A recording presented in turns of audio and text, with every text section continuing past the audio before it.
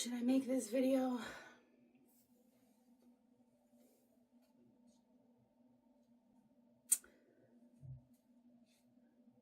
Yeah, I think I have to. Okay, here goes.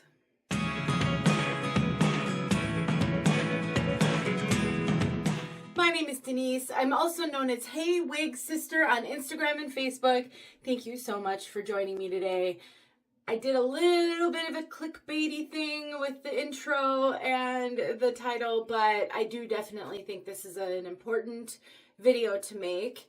And I like to make videos with sensitivity and honesty. And I always think deeply about what I put out for you guys in relation to wigs, because I always want to give you the best information that I can. I never want to steer anyone wrong, but I also want to always bear in mind that a lot of what we think on the wig journey is actually preference and opinion, not necessarily fact. And so whenever I come across a situation that isn't ideal, I always try to analyze whether or not it's actually a problem. And in today's video, I'm going to share something with you about the wig on my head that could be potentially a problem for some, and that's different than other wigs from this brand. And you might find yourself surprised, like I was, about this cap feature that I actually didn't know could be an issue. The wig I have on my head is Raquel Welch Waves and Raves. I have a full review of this wig, and I also have a tip video showing how I made her my own. I have trimmed up this particular Waves and Raves. I've shortened the bang. I've actually shortened some of the layers on the sides as well, and I have worn this one a lot. I really do like this wig very much, and I have worn her quite a bit. But this is a bit of a different cap construction than a lot of their other wigs. And I think for some people, it's really important that you understand the cap construction on Waves and Raves. So this is their new, I think it's Luxe Light 2 or Luxe Light 3 cap. I will put some details in the description box below. It has their new featherweight fibers, which have a hollow core and are supposed to be like something like 40% lighter and even lighter than human hair. And I really do love the fibers, and I think these caps are super, super comfortable. But here's the challenge, and I'm going to try not to make this a super long video. This cap utilizes what they call a freestyle knotting system, and it's really like cluster knotting. So if I can get up close and you can kind of see, this is part of the hand-tied cap, but the knots are cluster knotted. So usually on wigs with like a monofilament and a you know, hand tied, they're single knotted, they're individual strands knotted individually into the cap. And while they have done that with this top section where the monofilament is, what they've done behind that is they've actually cluster knotted. So they've taken clumps of hair. Go to the other side here. There's a fair amount of hair on this, so it's kind of hard to get to it. They take little like batches of hair and they kind of cluster knot them together.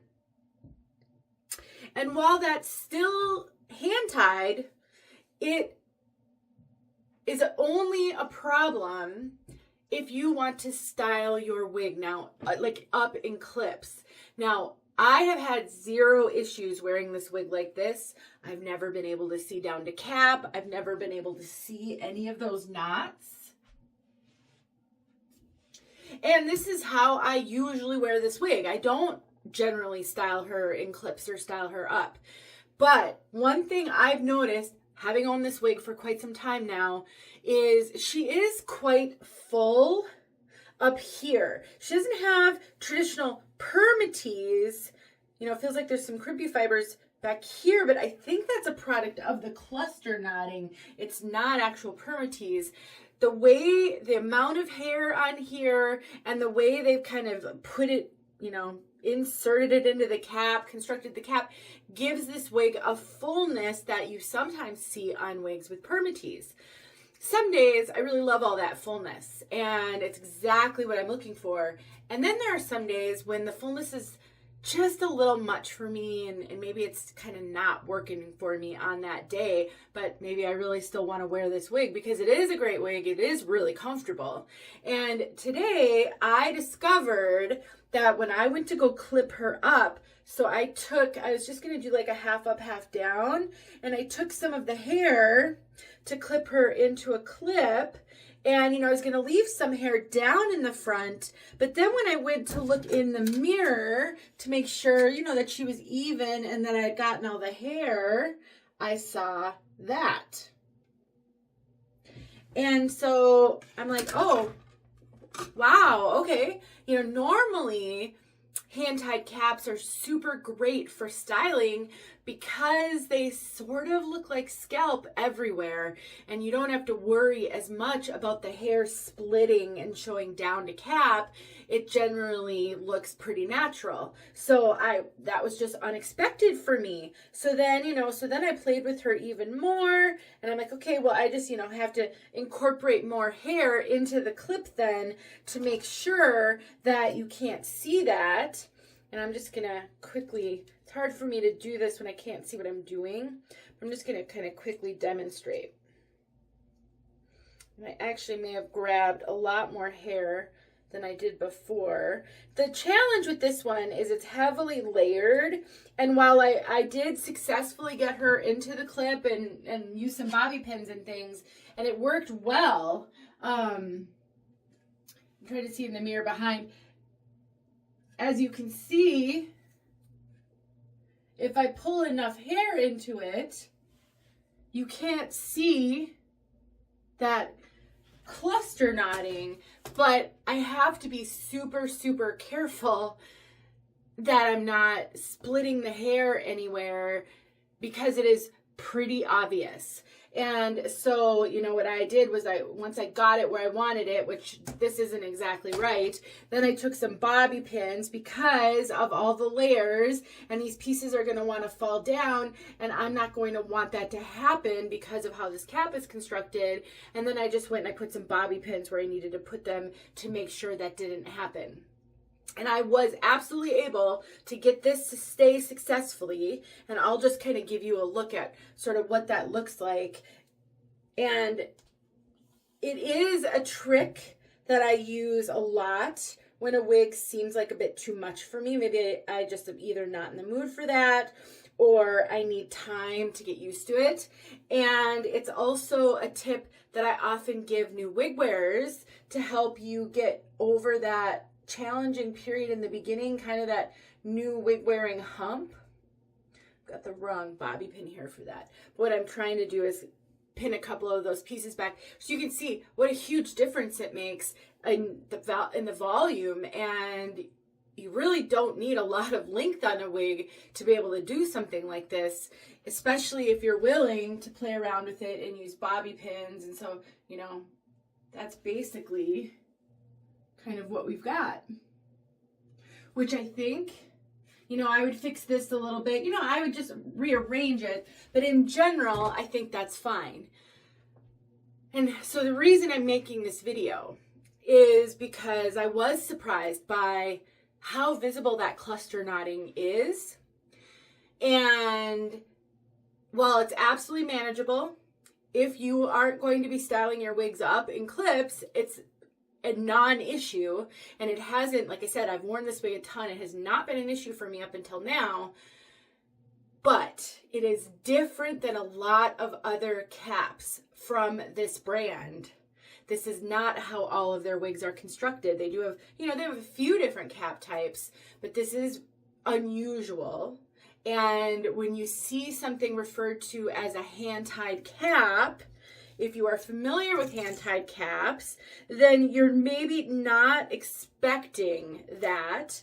And if you're someone who likes to style your wigs, I'll show you inside the cap. I'm having trouble getting that other bobby pin out. If you're someone who likes to style your wigs and you often buy hand-tied caps so that you can do that, I just thought it was important that you knew about this. So this is inside the cap. We do have closed wefting down here, but all of that is the hand-tied feature. It's like really a different material. It seems like it might be more than one layer even. The monofilament is there, and then we've got this unique material, and that is where they have done that, what they're calling a freestyle knotting, which is really kind of like mimics cluster knotting. So when it's not on my head, it's not quite as obvious. It's just when I had clipped that hair up and I left a little bit of a gap, and it was so obvious. Had this been one of their traditional hand-tied caps, that wouldn't have been an issue at all. So, and I'm actually testing out a product here. So I had this on just to kind of see what it was like, but I thought it could be good because it is more flesh colored versus having a little bit of my bio hair, peeking through. So bottom line, in summary, this is a unique luxury cap offering from Raquel Welch. There are some wigs that come with this type of cap. Do they all have the exact same knotting? I don't know. I'm going to be looking at that now going forward if I ever get a wig with this type of cap to review. I am not telling you this is a bad wig or a bad cap construction. I still maintain that I really like this wig a lot. I do still plan to wear this wig. I think she is really fun. I love the cut, especially now that I've customized her for myself. I find it to be incredibly comfortable, super lightweight. I can do everything that I want to do with it in general. And again, I generally wear it down, not up. But now I'm more aware that if I do choose to style this up, that I have to keep in mind those cluster knots, those freestyle knots, and the fact that, I've got to make sure that those are covered and taken into account. So that's this video. It's information. It's definitely not a bash this wig video. I really hope it's coming across as information, and why I think it's important enough to make a whole separate video about it is because it's different. And when we get familiar with these brands, we sometimes make some assumptions, oh, this brand fits me really great, and then they come out with a new collection with a different kind of cap, and that cap fits differently than the rest of the brand. That's information. It's not good or bad. It's just something you might need to know. Similarly, if you're familiar with Raquel Welch, mostly hand-tied caps that don't have this type of knotting, then you wouldn't be expecting that. And if you're someone who's going to style and, need to be able to see down to cap with some of the styling that you plan to do with your hair, this might not be the right cap construction for that. That is all. If you like what you see here, if you love this wig, if you don't think this is going to be an issue for you because of the way that you wear your wigs, or you're willing to work around it if you choose to wear it up sometimes, then I have a full review that I will link below. I've also got a tip video where I show you exactly how I made her my own, trimming up the bangs, trimming up the layers with a thinning razor, which I don't have in front of me, but I have shown a lot of videos on that. And I will link that below as well. And that can help you whether it's this wig or any other wig. It's a technique that I think is a lot of wig wearers should know. So that's why I made the video. I hope this helps.